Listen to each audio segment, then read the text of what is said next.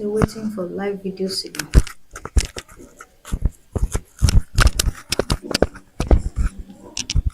We are back online.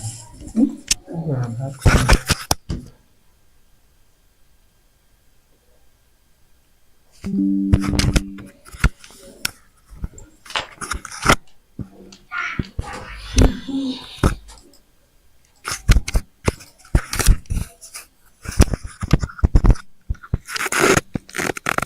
Okay.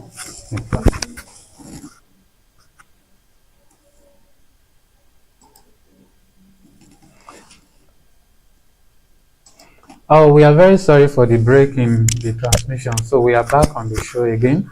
So the next question we have here, we are going to the major deal of the day.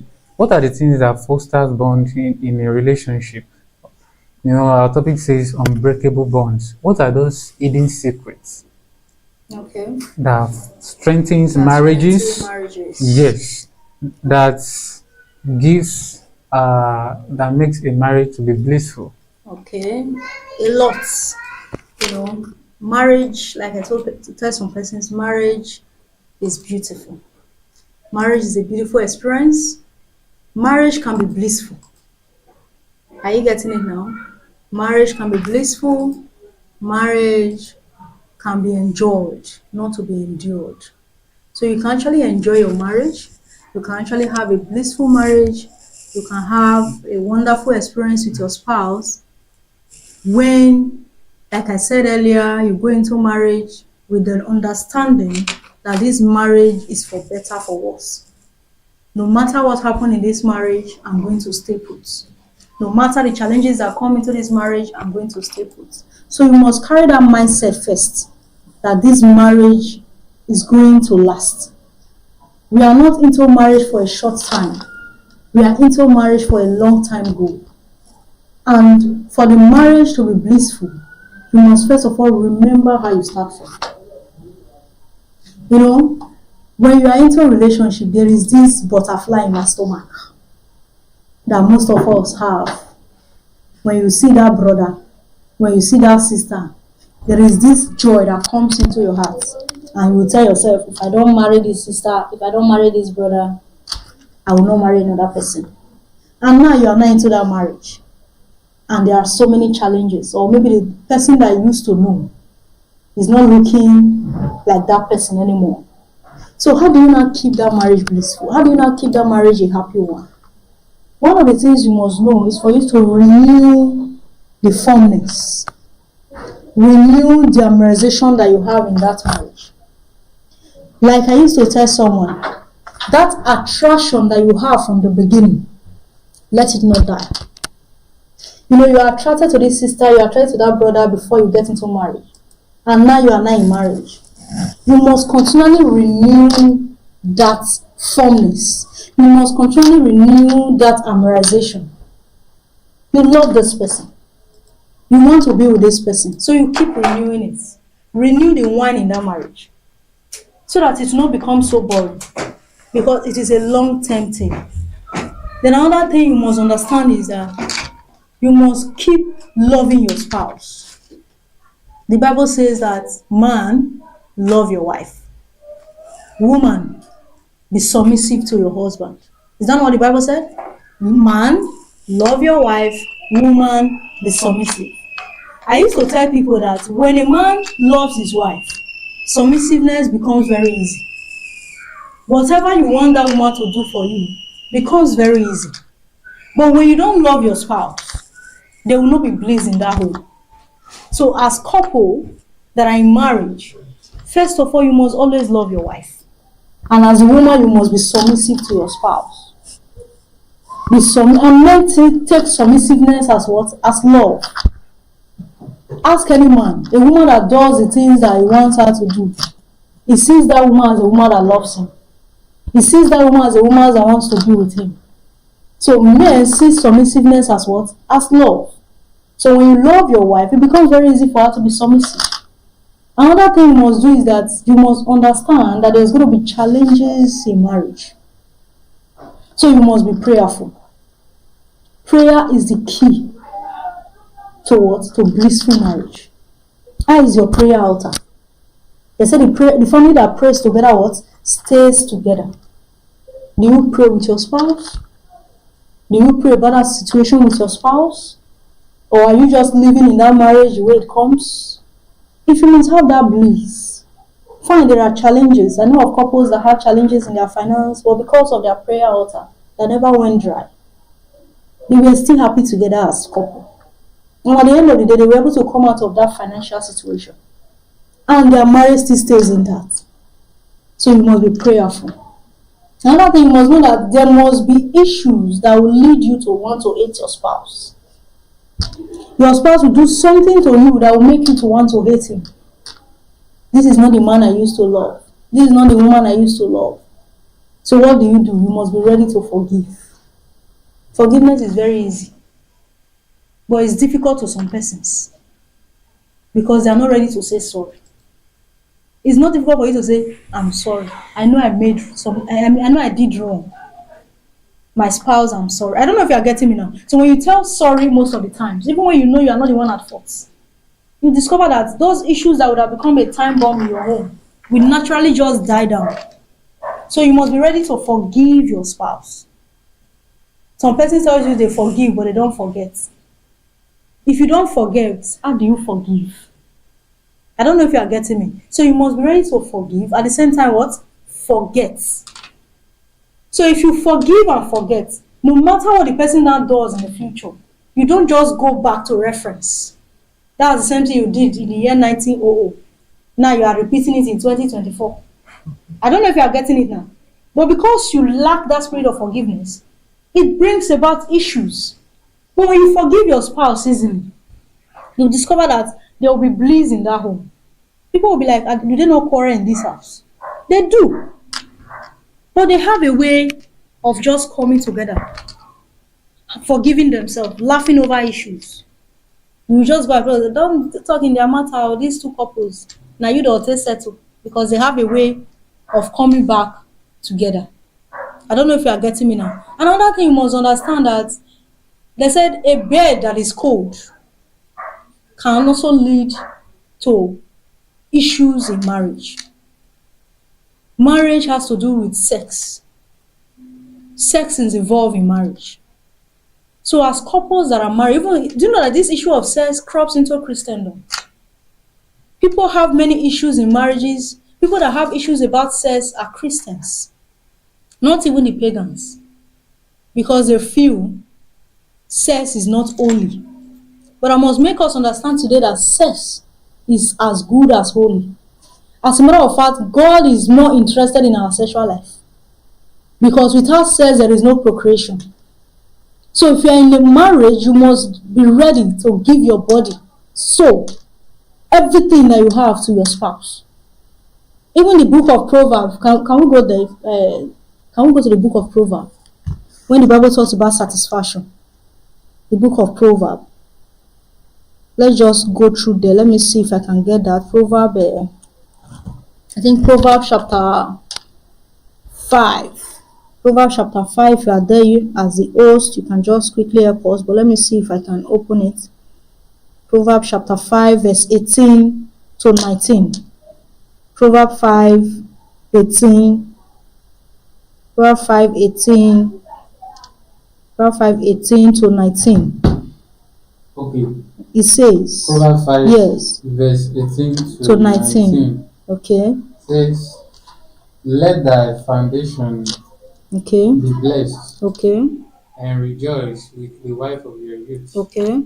Let her be as a loving and pleasant robe. Okay. Let her breast satisfy thee Okay. at all times. At all times. And be thou ravished always with her love. And be thou ravished always with her love. That is what blissful marriage entails. Be satisfied with the wife of your youth. Don't just think that now that you are in a marriage with her, that your sexual life should be cold. Some persons now, they don't even touch their wives for years because they feel their wife is no longer looking like the woman that they get married to, which is very wrong. We have heard couples complain that they've not had sex with their husband or their wife for so long. The Bible is making us to understand here that we should be what? Satisfied with the wife of our youth. Let her bring satisfaction to you. Let everything about her bring satisfaction to you. Let everything about her makes you happy. Makes you radiant. I don't know if you are following me now. Yes, sir. If he said even you are breast, that is how the Bible understands the mechanism of a woman. He said even her breast brings satisfaction to a man. So imagine if your sexual life is cold.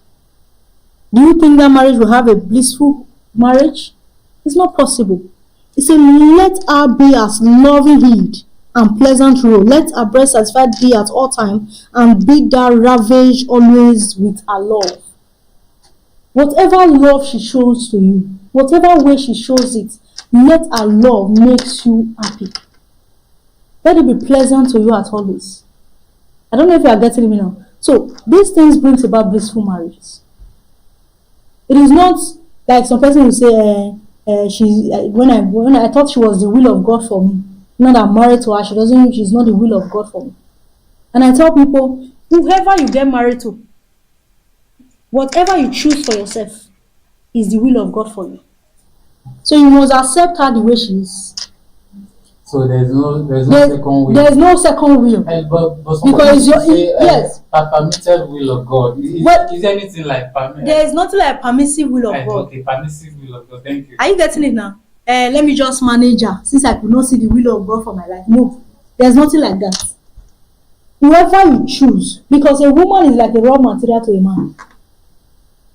So no matter how she's looking, if she's not, there are some persons that they changes their spouse. Let me use that word. When a man or the woman come into their life, the person becomes different. So your woman is like your raw material. Your man is like your raw material. You are a catalyst to him, and you are his raw material. It builds you to the level that he wants you to be. So if you marry her, and you think she's not the will of God, make her the will of God. Inside her, there is a will of God. Because she can be better. She can do better. We have seen women that used to wear trousers, maybe because of their lifestyle. And they get married to a man that doesn't allow that. And over time, they accept it.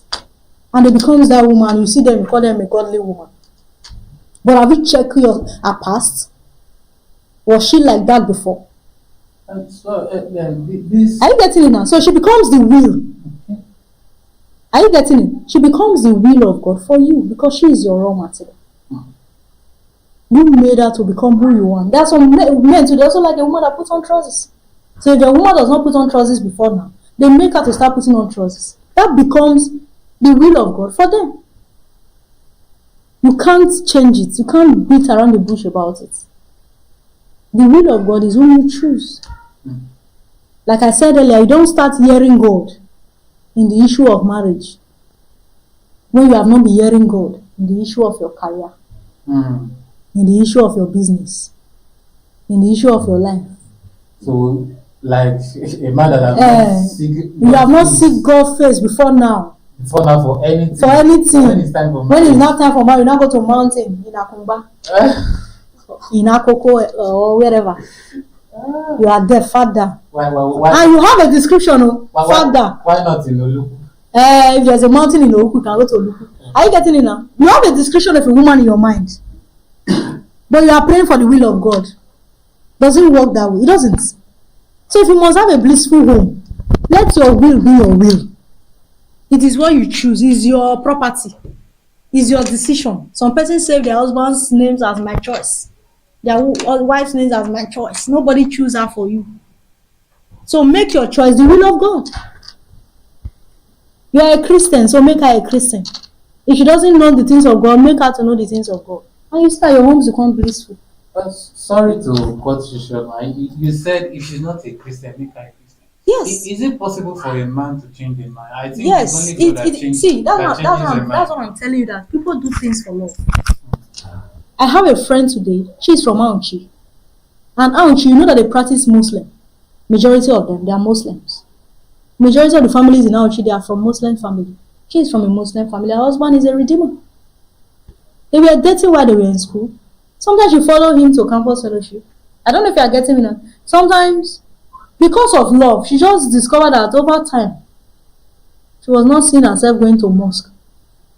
She was just seeing herself gradually creeping into the campus fellowship. Before you know it, she becomes a Christian. And today she's a Christian. They are workers and redeemed. Wow. So that's why I told you that you can only work on someone that wants you to be known, that wants you to know them. I don't know if you get. You can only change someone that wants to be changed. You don't force change. Okay. And somebody only reveal himself to you if the person wants you to know him. Okay, will it not be like a form of trying to drive someone out of their will? Now, take for instance, like we've heard of a case of a brother because he loves this lady, loves this girl, so he decided to turn himself to a Christian just to win her attention. And I made an instant like that when I was talking about a brother that was a Muslim, pretended going to the campus fellowship, pick a sister, and then change her back to the Muslim. That's deceit. Okay. I don't know if you are getting me now, but this one is from your heart. Nobody is forcing you. I don't know if you are getting me now. The person is not preaching Christianity to you. He's not even telling you to change from being a Muslim. He loves you and he accepts your religion. And he goes into a relationship with you like that. He knows you were a Muslim before he approached you. And he never talks about you changing to Christianity. And he goes ahead. And while you are there, you begin to see the lights. And if you feel you want to stay with the light in Christianity, you go out. It's a willing decision. You don't preach to, you don't tell a person, as you are dating now, you have to change from being a Muslim. Didn't you know that she was a Muslim before you go into it? I don't know if you get. That's where people.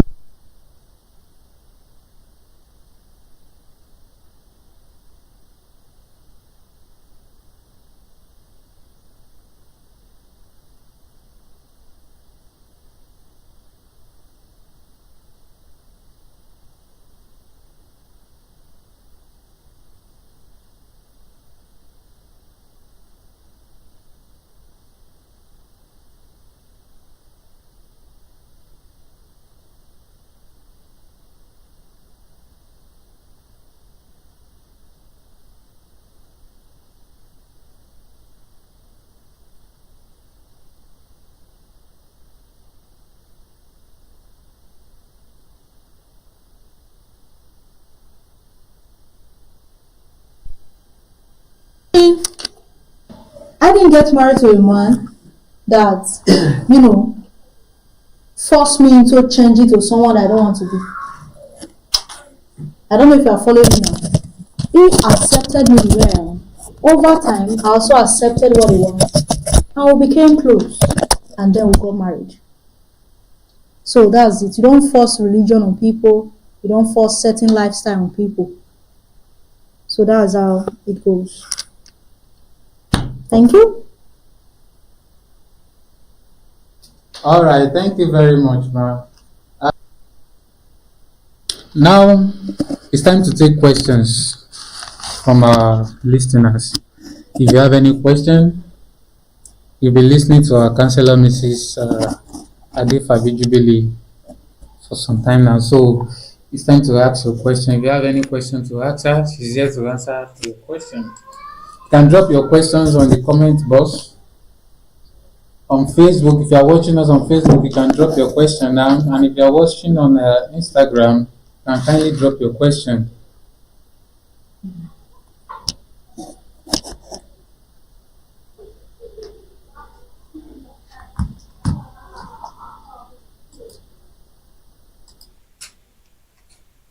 Yeah.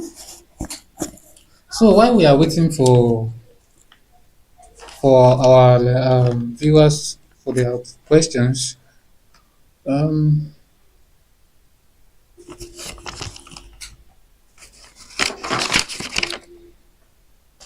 okay.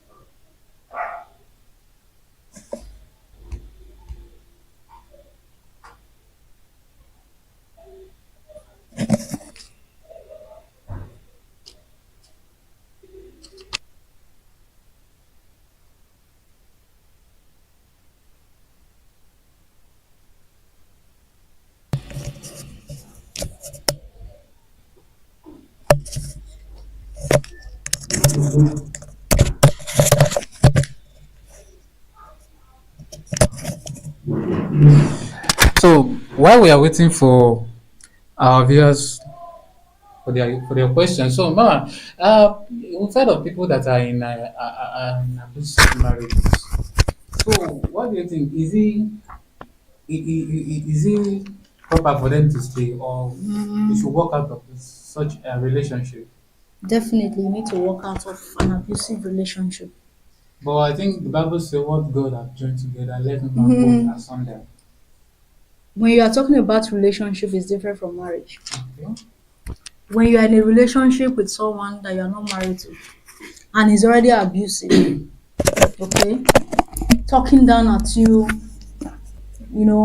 giving you both physical, mental, and emotional abuse, it is time for you to leave. It's like a red flag. I don't know if you're getting it. A physical abuse, mental abuse, or even emotional abuse is a red flag in a relationship. So you must walk out of such relationship. It's not something you can live without. I don't know if you are getting me now. So, but when it comes to marriage, when you are in marriage and you are faced with an abusive spouse, all you need to do, sometimes you need what we call separation. You have to separate for some time so that those things that made that relationship or that marriage to be abusive can be sorted out. So you must work on those areas during that period of separation. And if it's something that you can actually work on, try as much as possible to work on those areas and then seek help. Go for counseling, pray about it, whatever is causing challenges and whatever is making your spouse to be abusive, pray to God to help you to surmount them. And at the end of the day, you discover that that period of separation also brings about that period that both of you can come close again. And those things will be resolved through prayer, through counseling, and then you can now come back together. You can now come back together as one. So that's how I think you can actually deal with an abusive spouse. Thank you very much, ma'am. So, all right. I hope you've been enjoying the program. I hope so too. So, this is not going to be the end of this program. We're going to be having some other live sections like this in future time. And if you are watching us, please do well to subscribe to this page, like us on Facebook, and follow us on Facebook too. Please join all our platforms. It's going to be an exciting moment, and it will continue to be an exciting moment as you have seen already. So we are still waiting for your questions. Do you mean there's no question? Meaning everything is clear? Everything is clear. They can also drop it even after the live session anyway. So we'll just answer them. All right. You heard our counselor said you can drop your question later in case you have no question. Maybe we've already answered your question.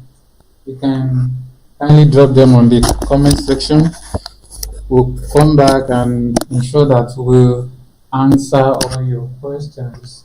We'll react to them, respond to your questions. All right. So I think with this, we have come to the end of the show. Can we have a close remark from you? What advice do you have for young couples out there and people that are intending to go into a relationship? So what advice do you have for them? Before we wrap up the show. I would just say that one thing you must understand, that the Bible have made us to understand that a man must love his woman. So you must look out for love from a man before you go into any relationship. Look out for a man that puts you into consideration, that puts your thoughts into consideration, that puts your feelings into consideration. Not the ones that doesn't really care about how you feel or what you do. So you must look out for someone that puts you into consideration.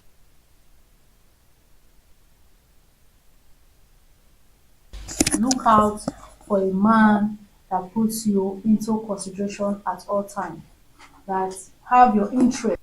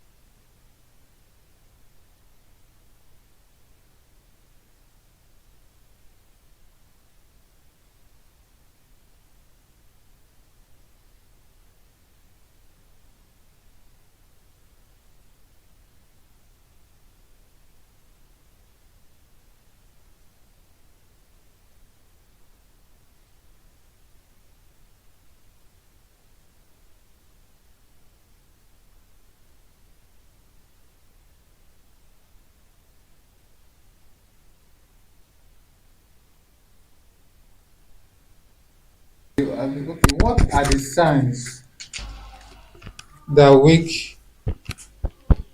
that make you know a man loves you? Okay, Okay, I think I answered that one yes, initially. yes. What are That the he signs must that put make you into consideration. That is one thing you must know. He must always protect you.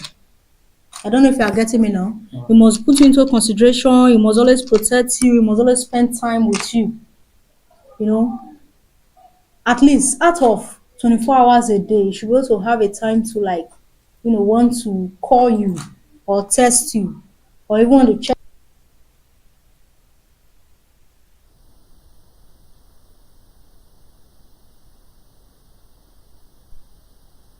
feelings at heart at all time. I don't know if you get me now. So he must spend time with you, have your thought at heart, consider you in everything that he does, make sure that you are happy, and be there for you generally. So you will know that this person truly loves you. It's not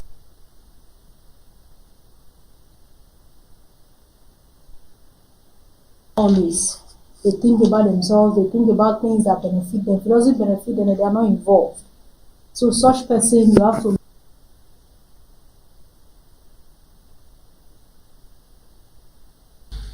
if he loves you and look up to you, then you will know that he loves you. I pray the Lord Almighty will help us in Jesus' name. I hope we, and if the question is not yet attended to, you can still drop your comment. We will attend to them later. Thank you very much, everyone, for listening and for viewing. We are glad